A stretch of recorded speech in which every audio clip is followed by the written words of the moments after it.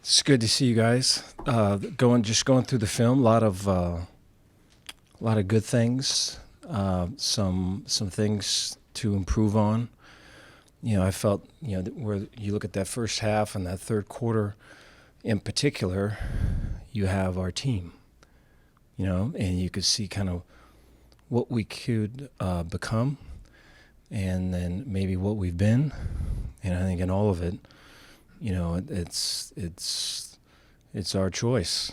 It's a choice we have to make, and I think it starts like today. I think attending class. I think taking notes. I think you know being on time for your learning specialist. All of those things. I think you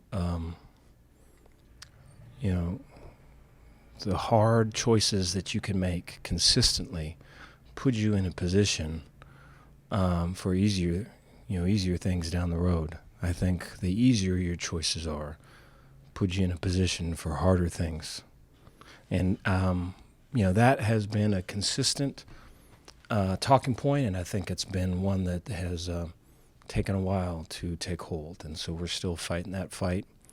We're going to have to mature in that sense so that we can be that first half team because we've got a lot of football to play. Excited for this next game. I know the environment in Lubbock will be a good one, and a lot of familiar people there. And you watch the film; they play hard and aggressive, and it's impressive to watch. And they're a good football team, and so our best is going to be required to get out of there with a win.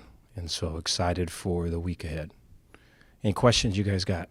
Dave, any special feelings, emotions going against Joey's team, going against Joey? Well, I have a lot of respect for Joey and a lot of the guys on the staff. And so, and I mean this wholeheartedly. I want them to win. I want them to have success, just not just versus us, but I want to see them successful. I know the type of people they are and what it means to all of them and everything. And so you want them to have their own success, just, not this Saturday. It's going to be weird the first time you kind of see them like in person in the red and black and on the other sideline. No. I think it's, for us, it's going to be, for us, it's going to be starting fast. And then, when we do start fast, not having a lull, not having a third quarter, so to speak. And so that we continue to pound the rock and continue to work on the things that are right in front of us so that we are in position to finish strong. I think that complete game has been way elusive to us. And I think that's probably going to be the most difficult thing of all of it. Dave, there was a 10-year period in this series where it was a neutral site, but you have to go back to 1990, the last time the Bears won in Lubbock. Is there concern there considering some of the road game struggles this season? No, I think I think part of the fight, and I appreciate the question. I think part of the fight for us is to not really, look at it that way or label it that way. I think, I think some of the things that were for sure a struggle and for sure a lapse and for sure an underachievement in this past game in the third quarter were really kind of the same things that hurt us at West Virginia, and so one was home, one was away. I don't think the home and away really has anything to do with it. I think it's things within the team to where, I'm going to invite hard things so that, I'm callous to any circumstance that I'm in and that my standards will override any of that. And I think we're still working to get to that part. Dave, you've talked about the trackers that you guys use to measure the miles per hour that the guys run and stuff. What are some of the other technology, and metrics that you guys use, and how has that changed since, you started coaching back in the day? So it's a good question. I appreciate it. I think it's funny because you kind of go back.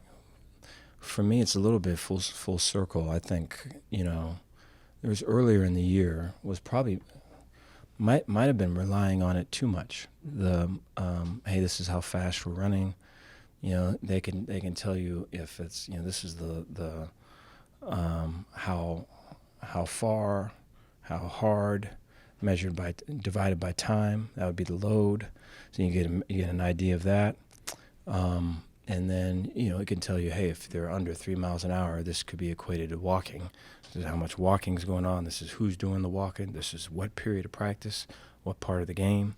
So all of that is there. And so, I think there's early part in the year, I was probably going off the numbers maybe too much. And it was because, I wasn't really feeling the energy of practice. And these would be the old school things that prior to having numbers that you would, if you were just to be on the practice, you could feel it. And I know there's just dudes that come and watch practice, and they'll have a sense of like, is this team in it? Are they not in it? What's the feeling of it?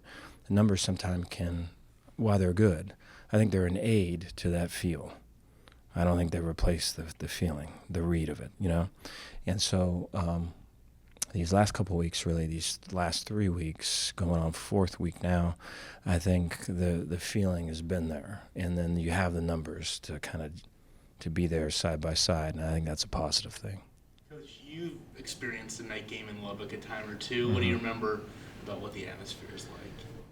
I think they have passionate fans. I think it gets to be loud. I remember when I was there, like the frozen tortillas, and just I think it's a fun place to play. I think you get into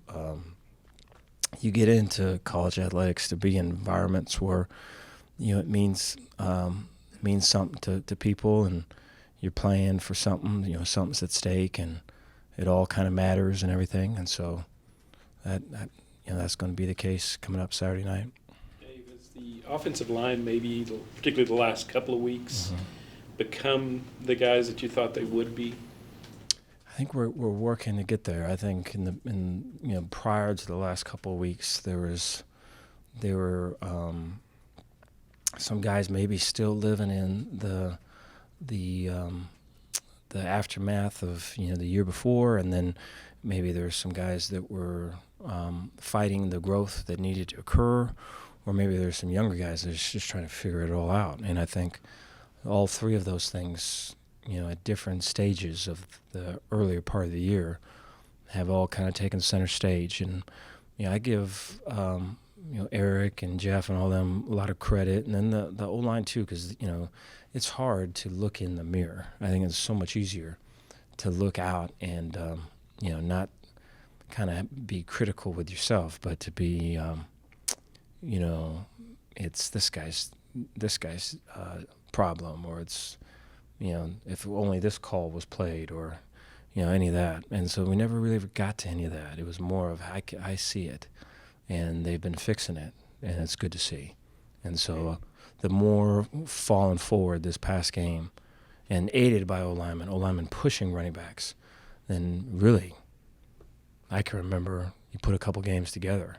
In this last one, we kind of beat multiple games of falling forward, and O-linemen have a lot to do with that.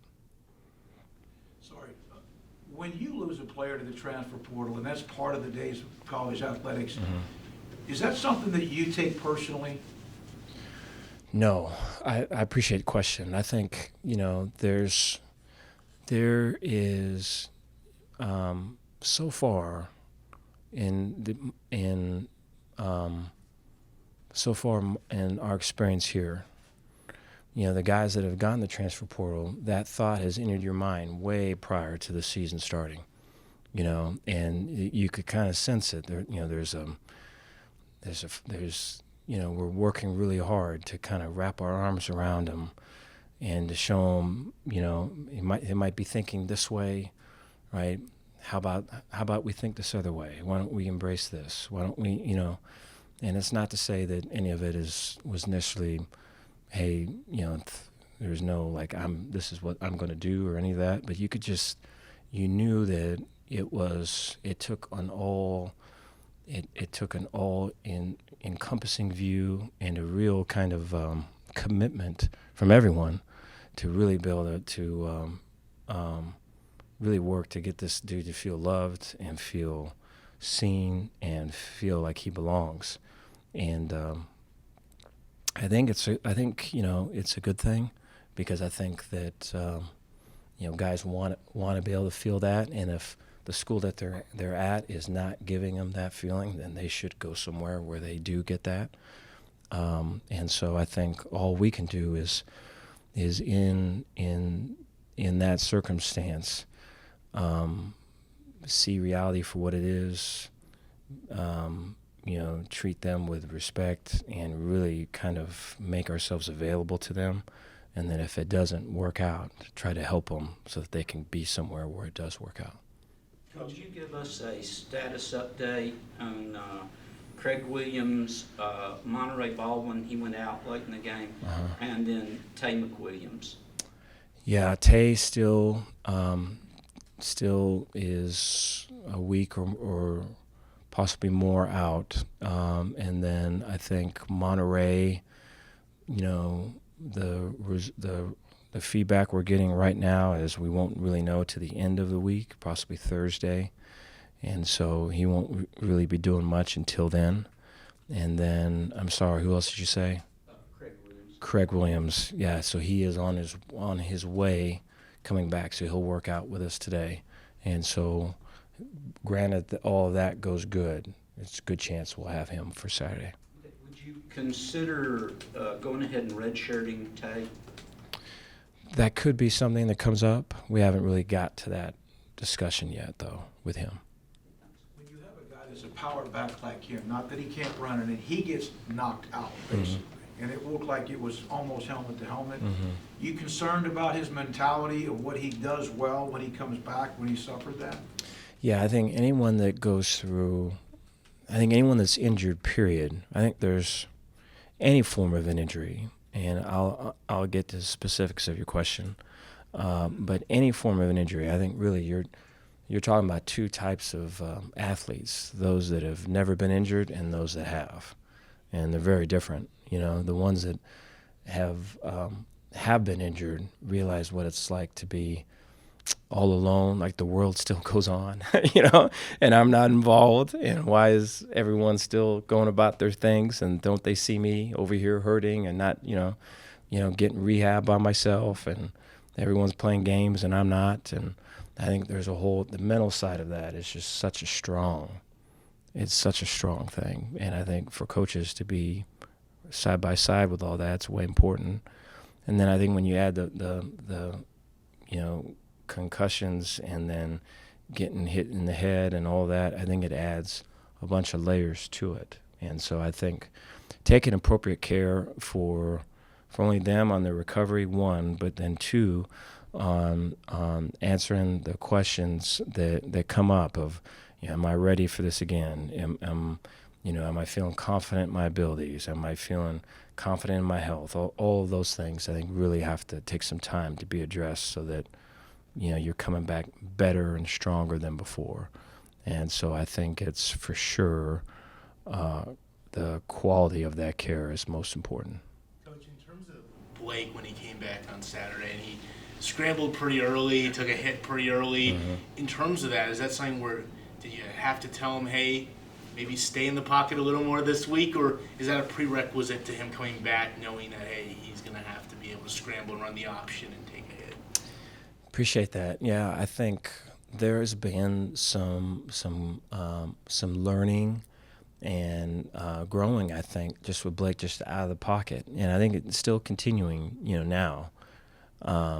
Absolutely, And so I think from really going all the way back, here's a former shortstop, here's good agility, good speed, right? Good athleticism, good instincts and everything. And then I think, somewhere in there, we're just being in the pocket and just wanting to be right, I'm sure, and wanting to probably be perfect, to be honest. I think all of that has kind of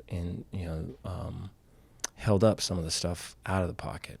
And then I think there's been turnovers and things that have kind of aided in kind of the holding up of all of it. And so I think our ability to fight through that and use that as an impetus to be better, I think is going to be a big part of the second half of the season for us, because I think Blake is a weapon when he gets out, and you can see glimpses of it, of the different release points, the instincts, and I just think the continued growth on that phase of his game, I think, will make him better, make us better. Dave, how have you seen Matt Jones progress? Obviously, he's played a couple different positions here. Yeah, so he's, I think this last game was probably one of his better games. And I think, Matt is always one who's very instinctive, has been a playmaker. I go back to the Big 12 championship and everything, and I think his role as a pass rusher and as a playmaker is one that really can still be fulfilled for this year. And I think this last one was probably the most glimpses we've had of it. I think, and there's been talks with him of like, Matt, these are the things that we're seeing. What do you see? And him saying, yeah, this is where I'm doing good. This is the areas I can improve. And so we've all been really working hard to get that done. And because I think when Matt Jones is playing like Matt Jones, we're way better. And I feel like we're on that path. Dude, when you turn on the film, what do you think is the biggest difference between Texas Tech now and when y'all played them at the end of last year? Yeah, I think their level of effort is really good, and I think it just speaks to their coaches and everything. And when you watch them play, their effort's strong, and I think offensively they play really fast. Their tempo, and they've had a few different quarterbacks in there, but they've all found ways to get the offense to work off the particular trait of the guy that's there. And then I think defensive-wise, a lot of pressure, a lot of stunts, a lot of blitzes, not a lot of defenses that look the same. There's a bunch kind of being thrown at you, and so you've got to prepare for kind of some chaos with some speed to back it up, and so it makes it where you've got your work cut out for you. Dave, it's hard to project, but is this the Richard Reese y'all saw in recruiting? Yeah, I think yes, I think the guy that plays hard, that plays with passion, that is way driven, that is humble and always wanting to learn, and is someone that plays with his his heart on fire, is really, when you ask that question, that's the first thing I can think of. It's just how passionate he is. And I think I think we talked about it last time, was when he's hitting the hole as hard as he is, and his legs still churning, his pad level's down, and the O-line got him 4, and he got 1.5 yards or 2 on his own, right? Over time, the confidence of that offensive line just take off. And then after 2 or 3 reps of that, now the O-line's pushing him. So now it becomes 2-3 yards. And I think all that matters, and that is happening right now. How much of a load can you see Quaylon Jones taking? It can be more, and I think his finishes with his runs, where I thought were way impressive. I was way proud of him. He's been blocking and taking on A-gap linebacker blitzes, and he's been catching balls out of the backfield, and he's been doing some of the dirty work type stuff, and then for him to be able to get the ball and then finish the way he finished on multiple occasions. And you go back to the beginning of the year where maybe there is a pitter-pat, and there's kind of a pause and a read and a light of caution, and all of that's out, and he's just playing fast and aggressive. it's really cool to see. It's a tribute to him, and so we all need more of it. Which obviously we know what Ben adds to the pass game from a tight end perspective. But in terms of Drake, where have you seen him become more of a guy where maybe you can give Ben a couple plays off and use Drake more in the passing game? Yeah, Drake has been similar to what we just talked about with Quaylen, just a lot of the dirty work, the down tight end, responsible for moving 6 or 7 techniques, or for sealing this 5 technique and getting up to a linebacker, or pinning an edge on a bootleg, right? The other tight ends maybe got the over route, and so I think some of his work has been that, but the growth in him has been more of, hey, it's one back, one tight end, three receivers, and he's that one tight end, and he's getting the action to him, and he's getting he's the first read, in the progression, and he's becoming more of a focal point. And I think the consistency with him and his work ethic, and he had a shoulder banged up, had a quad banged up in this game, and it didn't stop him one bit. And he came out and he played well after all of that. So it's a credit to him. Thank you, guys. Thank you, guys.